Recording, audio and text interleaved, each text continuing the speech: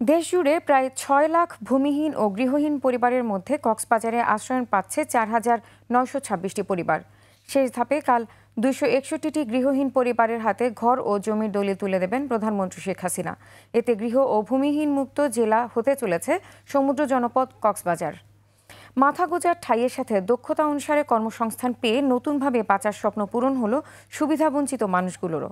কক্সবাজার থেকে তপু শাহিনের ক্যামেরায় আরও জানাচ্ছেন ফারজানা শোভা।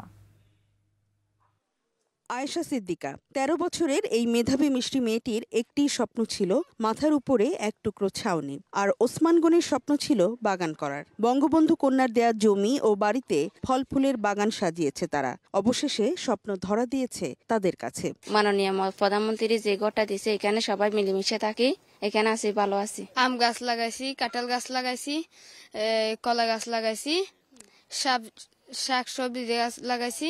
বিধবা স্মৃতিধরের সংগ্রাম ৪ ছেলে মেয়েকে নিয়ে কক্সবাজারের নানা স্থানে ভ্রাম্যমাণ জীবনের ইতি টেনেছেন বঙ্গবন্ধু কন্যা। সন্তানেরা বিদ্যুতের আলোতে পড়াশোনা করছে আর সরকারি প্রশিক্ষণ নিয়ে এখন আয়ও করছে। প্রধানমন্ত্রী শেখ হাসিনা আমাদের বাসা দিছে, খুব খুশি হয়েছি আমরা। বুনিয়ারা বেগম আশ্রয়নের ঘরের পাশের জমিতে সবজি চাষ করে আয় করছেন, তেমনি ঘরের চালে কবুতরের বাসা, ছাগল পালন আর সরকারি সেলাই মেশিনে দিন বদলের স্বপ্ন বুনছেন। মাননীয় প্রধানমন্ত্রীর উপহারের ভিত্তিতে ঘরটা যে পাইছি, আর আলহামদুলিল্লাহ আশেপাশে গাছগোছালা রোপণ করছি, ক্ষেত কামার করছি, অনেক কিছু উন্নতি করতেছি। আর ভূমিহীন ইব্রাহিমের গল্পটা ছিল অন্য। সন্তানদের নিয়ে শহরে পাড়ি জমিয়েছিলেন, ভাসমান হয়ে ঝালমুড়ি বিক্রি করতেন। ঘর পেয়ে সন্তানদের নিয়ে আবারও ফিরে এসেছেন পূর্বপুরুষের ভূমিতে। বাড়িঘর পাইছি, তাহলে টিউবওয়েল পাইছি, আগে পানির কষ্ট ছিল, খাওয়া দাওয়া ব্যবসা বাণিজ্য থেকে সব থেকে কষ্ট আসছিল, কিন্তু এখন আমার মাননীয় প্রধানমন্ত্রী ঘর দেওয়ার পর আমার কোনো কষ্ট নেই। কক্সবাজারের ৯টি উপজেলার প্রতিটি ইউনিয়নে এমন শত শত গল্প। গেল বছর এই জেলার মোট ৪,৬৬৫টি বাড়ি ভূমিহীনদের কাছে হস্তান্তর করেছিলেন প্রধানমন্ত্রী শেখ হাসিনা। ৬টি জেলা হয়েছিল গৃহ ও ভূমিহীন মুক্ত। মুজিব বর্ষে মাননীয় প্রধানমন্ত্রী ঘোষণা দিয়েছেন যে এই দেশের একজন মানুষও ভূমিহীন গৃহহীন থাকবে না।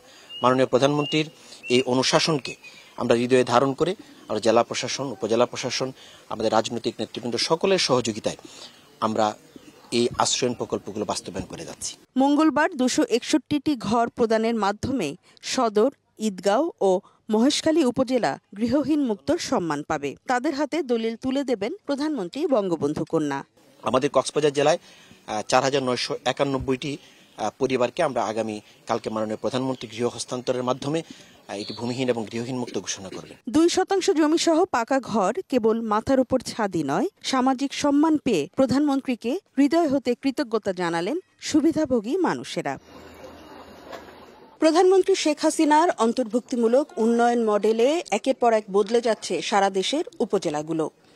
জমিসহ একটি বাড়ি শুধু নয়, মাথার উপরে এক টুকরো ছাদই শুধু নয়, একটি মানুষ, একটি পরিবারের ক্রমশ স্বাবলম্বী হয়ে ওঠার গল্প বিনির্মাণ করছে এই আশ্রয়ণ প্রকল্পগুলো।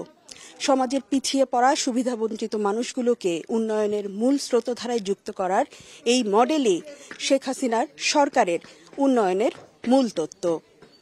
ফারজানা শোভা, ২১ টেলিভিশন, উখিয়া, কক্সবাজার।